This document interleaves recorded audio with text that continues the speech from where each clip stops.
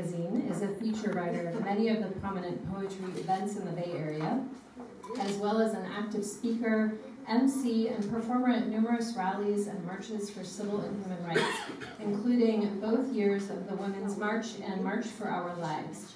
Asha was the focus of a recent short story documentary on KQED Arts, which you can look up online. She was given the Hank Hutchins Award by the Santa Clara County Alliance of Black Educators for supporting and advocating for Black youth. She is actively training educators across California on equitable practices and building student agency. She is certified as a facilitator through Teaching Tolerance. Her dream is to establish her own K-12 school rooted in restorative justice and social justice-based standards. Asha currently and consistently uses her platform to voice out against injustice and to speak up for those who have been marginalized and silenced for centuries. So thank you. Please help me in welcoming Asha.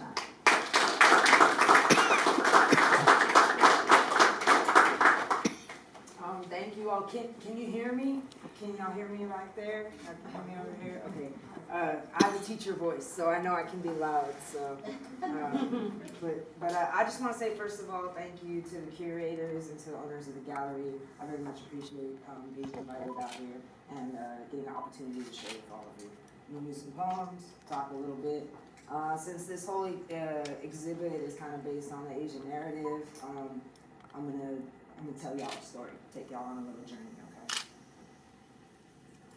The biggest tattoo I have is a cliche cry to be recognized for my ethnic identity of being South Asian. Only realistically distancing myself from the community and pushing myself closer towards cultural appropriation, Ganesh is easily the most co-opted god of the 330 million in my religion. Aesthetically exploited, like white folks wearing saris, not sorry, like Aryan invaders stealing irrigation systems, like British imperialists stealing saris, bringing it back to their community, Columbusing its discovery, erasing its previous history of discovery and rule, like the way we teach African history in K-12 schools.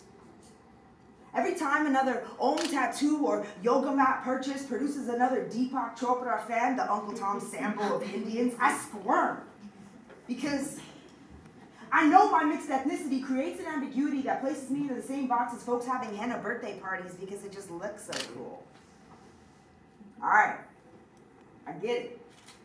If the Ganesh tattoo doesn't work, there has to be some other way of ethnic declaration. I know it sounds insane, but if I hear, "You're so exotic," or "You're Indian, but you don't look it at all," or "You're mixed though, right? Someone's gonna get a high five to the face." The social construct of race is exactly that.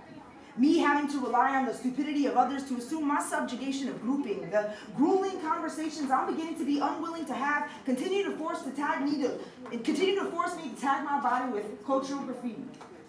Proud declarations of low caste, imperialist inflicted, bracero like workers imported from so-called slums and forced to work like a dog while the British became millionaires in East Africa and all over the world.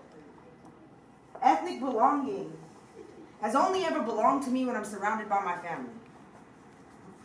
That is, unless they start speaking Gujarati, because then again I'm somehow ousted as being incomplete, and no amount of community college class can teach me the complexity of a language forced to be built with Urdu, Gujarati, and Swahili. No Rosetta Stone can sense the hostility between the local and imported community. Claiming my identity is a compilation of complexities I'm yet to uncover. Constantly seeking validation from my own mother, my own blood. Approval from an intangible anchor of ancestral expectation modeled in disbelief and doubt to preserve the exiled culture. Labeling my minority has never fit a mold. Maps inked out all over my body and pleased to be accepted, honored, valued, found. Thank you.